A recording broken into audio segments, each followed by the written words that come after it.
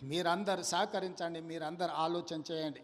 నేను రాష్ట్రం నలుమూలలో తిరిగినా ఈ శాసనసభ నియోజకవర్గంలో మీకు అండగా తిరుపతి రెడ్డి గారు ఎప్పుడు అందుబాటులో ఉంటాడు. మీకు ఏ కష్టం వచ్చినా, ఏ సందర్భం వచ్చినా, ఏ పదవి ఉన్నా లేకపోయినా మీకోసం ఎప్పటికప్పుడు ఎవరికి ఏ కష్టం వచ్చినా, ఏ ఇంట్లో పెళ్ళున్నా, ఏ ఇంట్లో ఏ ఇబ్బంది ఉన్నా మా సోదరుడు మీకు అండగా నిలబడ్డాడు. ఆయన రామారావు అంటున్నాడు ఏం పదవి ఉందని. నేను అడుగుతున్నా దిక్కుమాలినోని, మీ అన్నదమ్ములలో ఉన్నోళ్ళందరికీ పదవులు తీసుకున్నావు. ఆయన నీ సడ్డకుని కొడుకుకి రాజ్యసభ తీసుకున్నావు, నీ చెల్లెల్ని ఎంపీగా ఓడగొడితే ఎమ్మెల్సీ తీసుకున్నావు, నువ్వు మంత్రి తీసుకున్నావు, నీ మా బావ మంత్రి తీసుకున్నావు, నీ నాయన ముఖ్యమంత్రి తీసుకున్నావు, నీ ఇంటిలి 10 పదవులు తీసుకున్నారు. కానీ మేము ఏ పదవి తీసుకోకుండా ప్రజలకు సేవ చేస్తే దాన్ని కూడా తప్పు అంటున్నారు.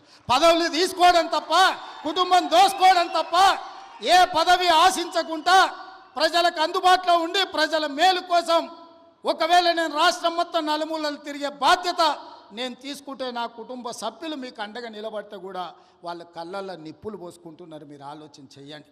వాళ్ళ ఇంట్లో ఆయన ముఖ్యమంత్రి, అల్లుడు మంత్రి, కొడుకు మంత్రి, బిడ్డ ఓడిపోతే ఎమ్మెల్సీ, సడ్డకుని కొడుకు రాజ్యసభ, వాళ్ళ చుట్టపోళ్ళు అందరూ మంత్రులైన.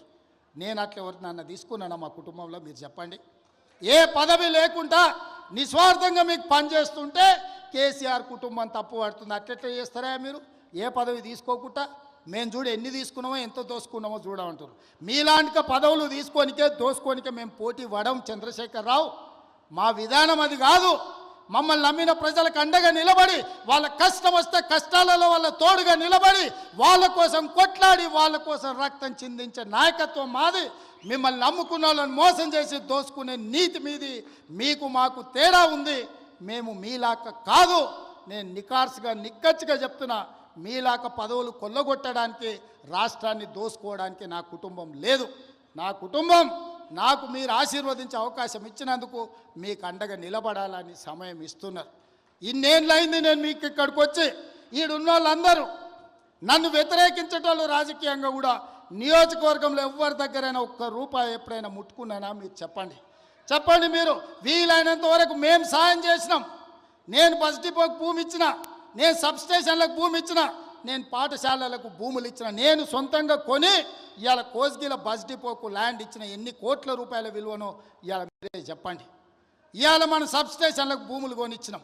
ఏ ఊర్లో గుడి కట్టినా, బడి కట్టినా, ఎవరు పిల్లలు చదువులకు ఫీజులు కావాలన్నా, ఎవరు ఏం కావాలన్నా మా ఇంట్లోకి వెళ్ళి పైసలు ఇచ్చి కొడంగల్ నియోజకవర్గాన్ని ఆదుకున్నాం.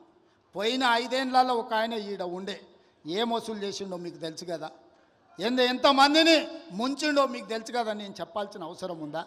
ఇవాళ వాళ్ళలాగా మనం దోసుకుంటలేమని వాళ్ళ కడుపులో మంటలేస్తుందట. అందుకే నిన్న మన మనోళ్ళందరూ కడుపు మంటకు మందు పంపించారు, కొంచెం దాగి పండుకోరని. అందుకే మిత్రులారా,